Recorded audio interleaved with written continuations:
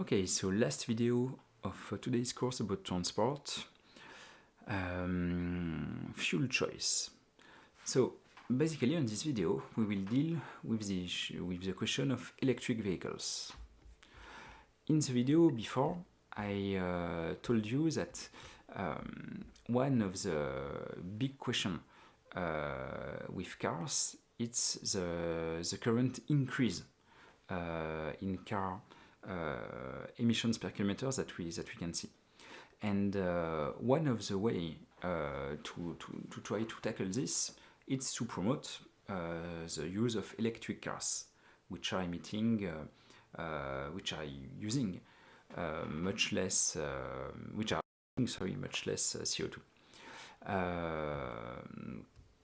And so here again, this video is about the improve part of the avoid shift improve framework, and it's about how you can change the fuels which the cars are using. But before speaking about cars, a first thing which is important is that electric vehicles, it's something which is really developing, which is developing very fast over which has been developing very fast over the past years. It's really like the number of electric vehicles is expanding. And when we are speaking about electric vehicles, obviously there are electric cars, but it's not the only type of vehicles. So you may know electric bikes, but also you can find electric scooters, electric buses, and also electric trucks. And actually, pretty much all land vehicles can become electric. Like technologies exist, are mature, are not so expensive, and so on. The only things for which so far we don't know how to make them electric, it's the long distance trucks and long distance boats for freight and aviation. So that's really the type of vehicles for which so far we don't really know how to make them electric, and so with no with low carbon emissions. But for the rest, either for public transport, for freight transport in cities, and for passenger transport, we have already the technologies to make them electric. Now, one question with electric vehicles that you may have is, okay, but electric vehicles, it's electric, but is it really better for climate? Because when you use an electric vehicle, first you have to create the electricity, and to do this you emit CO2. And secondly, you have to make the car and to make the battery, and this in itself can be really polluting. So what is the outcome? Obviously, these concerns are really true. That is, electric vehicles are not completely clean. Like these are not carbon neutral vehicles. However, even when you take into account the emissions associated to the fabrication of the vehicles, of the battery, and the electricity, the emissions associated to the electricity to make the vehicles drive, then electric vehicles are generally still better than fossil fuel vehicles. That's something that you can see on this graph here. Here on this graph you can see on the left the life cycle emissions to do 1 kilometer in a petrol or in a diesel car.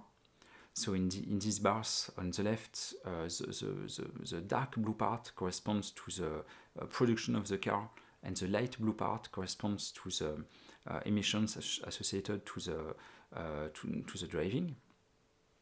And then after this, you can see the emissions associated, the emissions to do 1 kilometer again. But if you're using an electric vehicle, and if you're in a different country.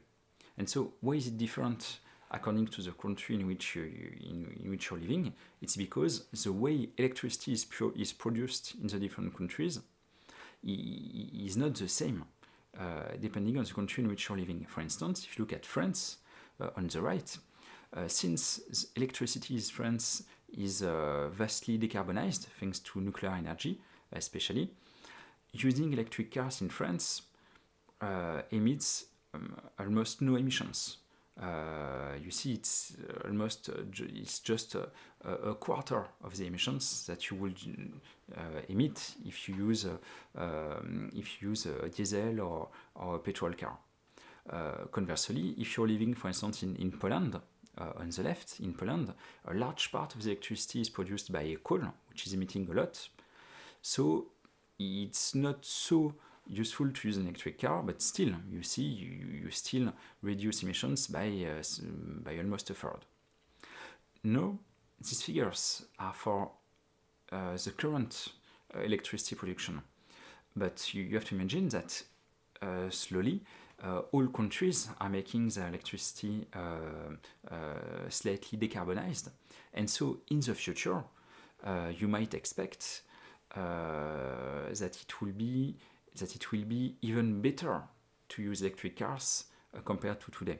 That's what is represented in this figure by the red bars. These bars take into account both the fact that future electricity production in Europe will be more decarbonized than today, and also the fact that the process are evolving and that it will be cleaner compared to today to build a car and a battery. Another thing also which is important is the fact that if electric vehicles become generalized, if many people begins to have electric vehicles, then the electric vehicles can be used to be a part of what are called the smart grids. So it's slightly complex, so I will just tell about this very quickly, but the idea is that when you want to reduce, to increase the share of renewable energy production in a country, one of the issues is the fact that renewable energy is intermittent. For instance, if you use if you want to create electricity thanks to the sun using solar photovoltaic panels, it's really great, but it works only when the sun is shining, not at night and not when it's raining, for instance, or less when it's raining. If you want to produce electricity using wind energy, it's okay, but you need to have wind. And so the problem with renewable energies is the fact that it's not constant. If you compare this to a nuclear power plant, for instance, with a nuclear power plant, you can put it on or put it off when you want. So when you need electricity, you produce it. When you don't need it, you stop to produce it, and it's easier to manage. So there are many ways in which it's still okay to have intermittent renewable energy in a country. I mean, I won't spend time explaining this, but if you want, there are many engineering ways to have this, and so that it's still okay and it's not an issue.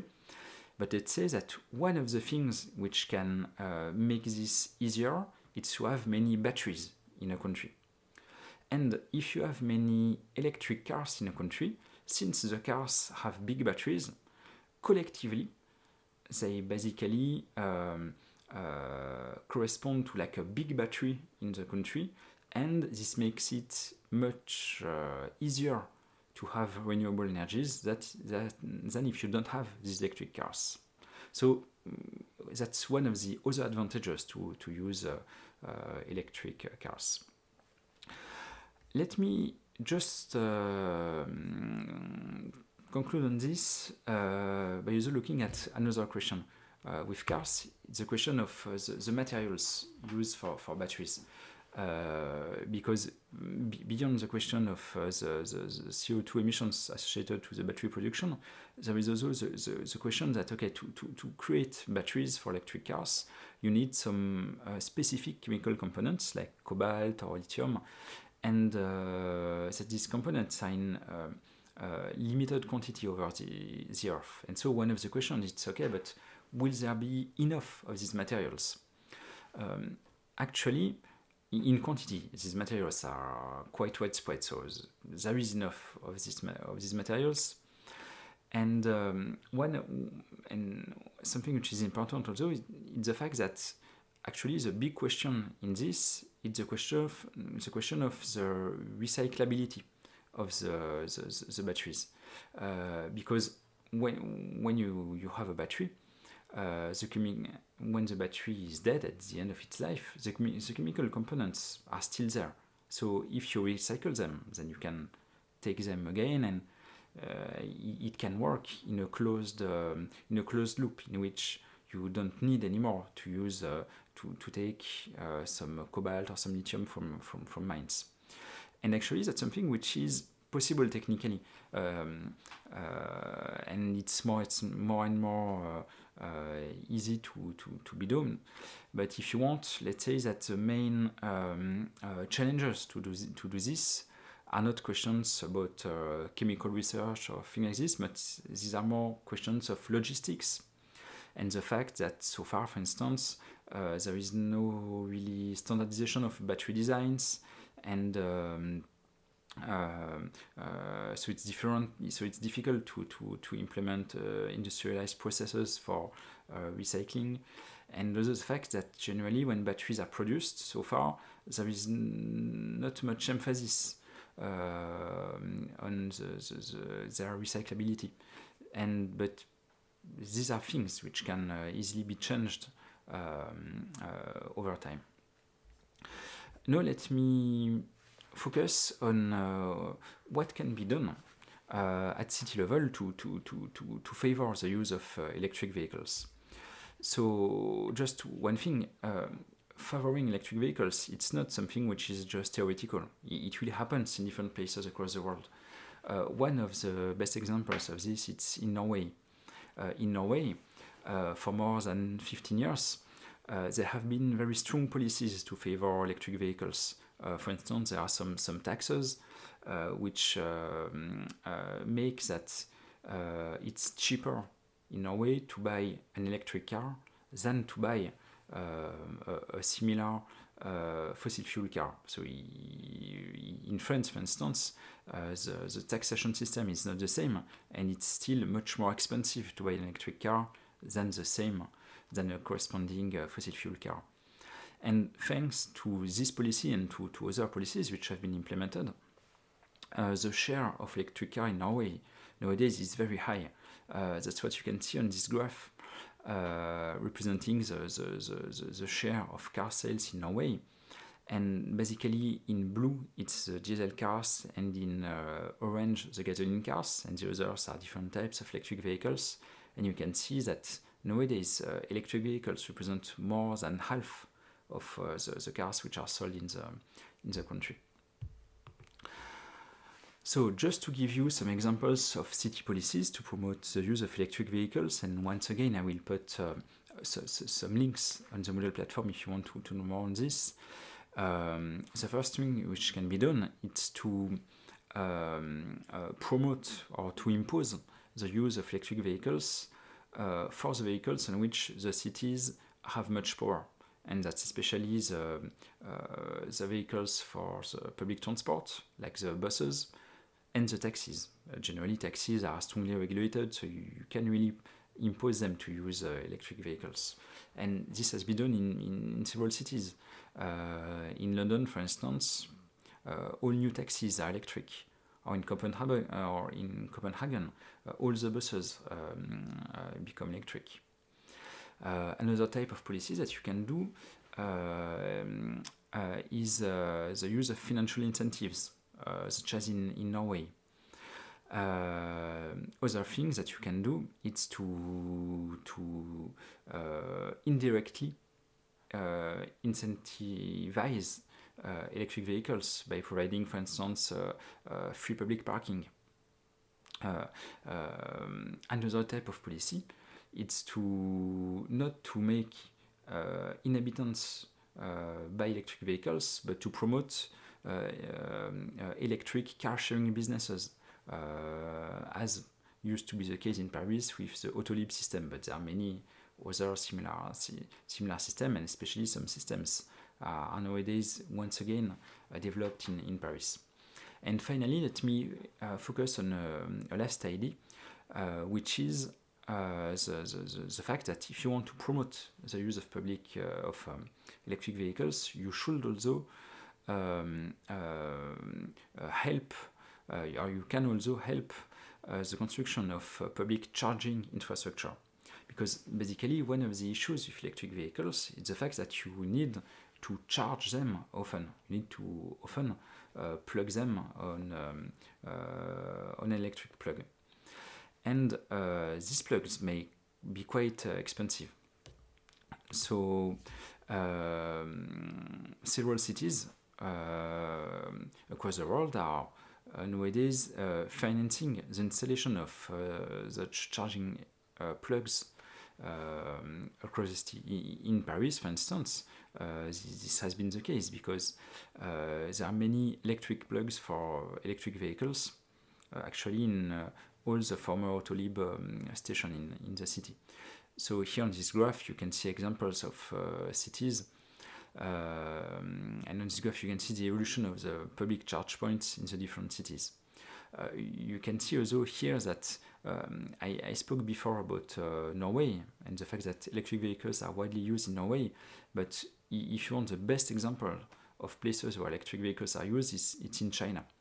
And you can see, for instance, that in Shanghai, Beijing, or Shenzhen, like so many electric vehicles are used and so many charging points are built.